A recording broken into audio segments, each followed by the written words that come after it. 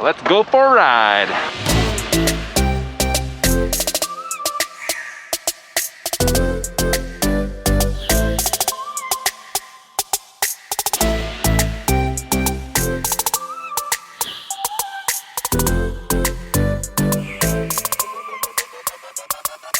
I reviewed 24 fat bikes in the $1,000 to $2,000 price range. The Nomad one from Velotric is number 25. So I've got a bunch of data and stats to compare this bike to. I'm gonna let you know if this is something you need to pay attention to, or if it's just another run-of-the-mill fat bike.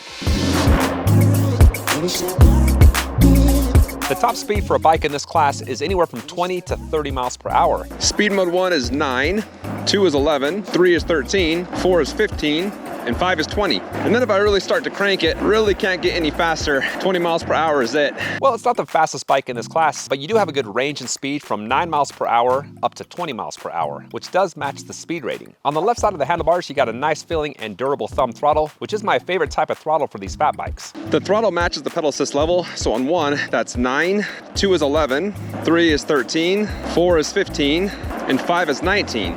The top speed, except for level 5, matches what I got when just pedaling. So if you want to maintain the same speed, but you get tired of pedaling, just use the throttle, and there you go. The takeoff power is quick and ferocious up to around 15 miles per hour. At that point, it's like somebody cut the cord, because after that, it is very slow and gradual.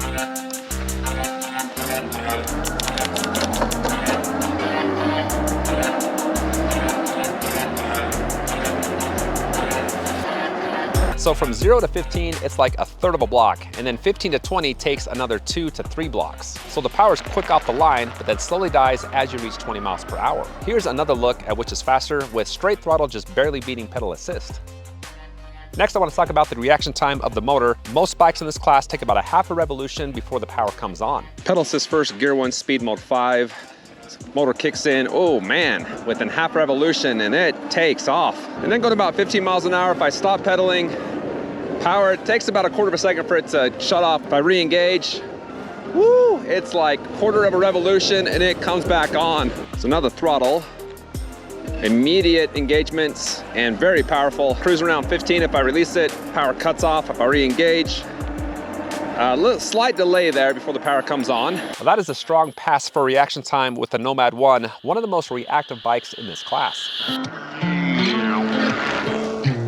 The Nomad is jam-packed with power. It's got a 750 watt motor that peaks at 1200 watts and produces a torque rating of 75 Newton meters. Got a full battery, pedal assist level 5, 2 block long, 15% grade hill. I'm in gear 1.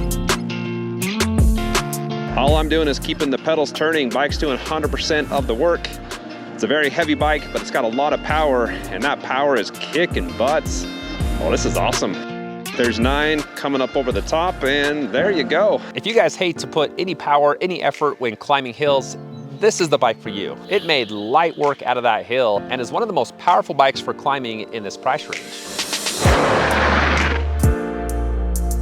Now it's time to test out how powerful the hydraulic brakes are. As far as the brakes go, right side controls the rear, left side the front. Doesn't take a lot of pressure to engage the brakes. For light braking, they're nice and smooth. No pulsating. And then for some hard braking, here we go. Woo!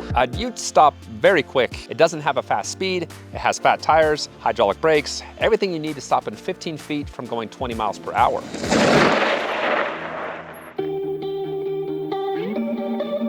With so many bikes in this price range, you gotta have the range to compete. The Nomad has an internal 48 volt, 14.4 amp hour Samsung battery. I've got a full charge, which takes 6 hours to do so. And for this test, I'm gonna top the bike out at 20 miles per hour with about a dozen stops.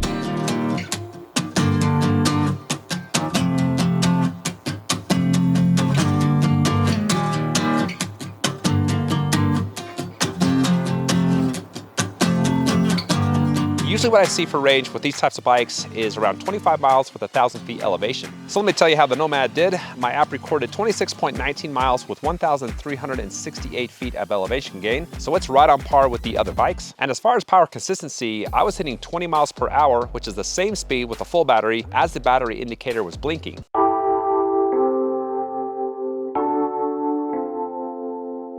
Let me talk about the specs, features, stats, things like that. First off, this is the type of bike where you don't have to worry about being hit by a car.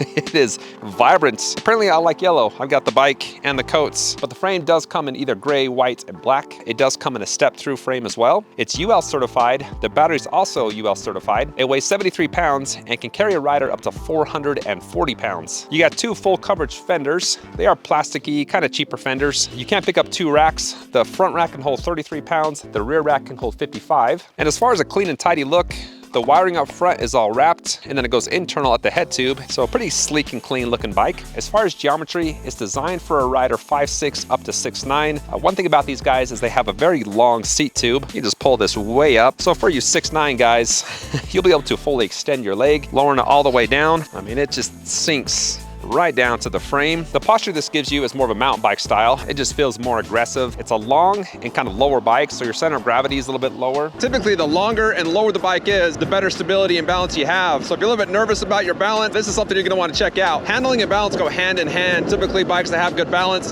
have tremendous handling as well. When you turn, the bike pulls you back up to center. Overall, the handling is a little bit heavy, and that's to be expected with a bike this size for the length and how heavy it is. Moving on to the handlebars, that's 28 inches long. You got durable ergonomic grips. Underneath is a Shimano 8-speed rapid fire shifter. This is the type of shifter I prefer for fat bikes, and that is matched with an Altus derailleur. Going down, I can hit about 3 gears with 1 push. It takes 3.5 pushes to go from 8 to 1. Coming back up is rapid fire 1 at a time. Everything locks in nice and smooth and quick. And then you got a commuter style type saddle. It's large, it's heavily padded, it's grooved, so it kind of, helps you to stay positioned, stay in place. And then in the front, you got hydraulic suspension. You can lock that out and adjust it. And it does have 80 millimeters of travel. And then to top it off, you got CST BFT 26x4-inch puncture resistant tires. Not the knobbiest tire I've seen. Kind of a mixture between commuter and off-road. Moving on to the LCD screen. On the left is the control pad. There's just 3 buttons.